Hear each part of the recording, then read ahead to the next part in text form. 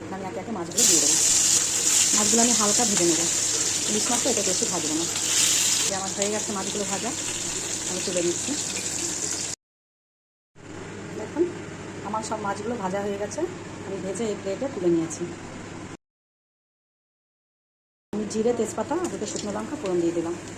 এখন দিয়ে দেবো আমি আলুগুলো। আলুটা দিয়ে কষিয়ে নেব, অল্প নুন দিয়ে আস্তে আস্তে কষিয়ে নেব। ইলিশ মাছটা আমার প্রিয়, সেটা যেভাবে রান্না করুক না কেন আমি ভীষণ পছন্দ করি। আপনাদের কার কার পছন্দ আমাকে কমেন্ট বক্সে জানাবেন। আলুগুলো আমার কষানো হয়ে গেছে, গ্যাসের ফ্লেমটা হয়ে আছে। এখন আমি দিয়ে দেবো একটু লঙ্কার গুঁড়ো আর একটু হলুদ আর একটু লবণ দিয়ে দেবো, কাঁচা লঙ্কা চেরা। এখন দিয়ে দেবো জল, পাশে ফুটিয়ে রাখা জল থাকে আমার, সেই জলটা দিয়ে দেবো। এখন ফুটবে আর আমি এতে দিয়ে দেবো বেগুন। এই দেখুন বেগুনটা আমি ভেজে রেখেছি আগে, এই বেগুন দিয়েই হবে ইলিশ মাছের ঝোল।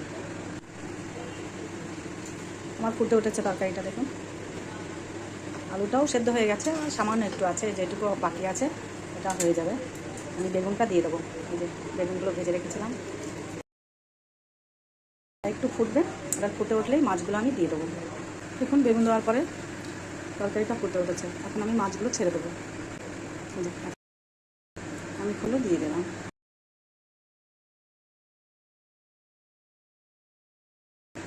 মাছের মাথাগুলো আমি দিলাম না, ওটা দিয়ে মুগ ডাল হোক বা কচুর শাক দিয়ে কিন্তু বেশ লাগে মাছের মাথা দিয়ে।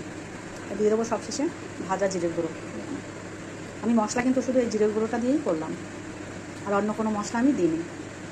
ইলিশ মাছে অত মশলা লাগে না, শুধু একটু জিরে বাটা দিয়ে করলেই দুর্দান্ত টেস্ট।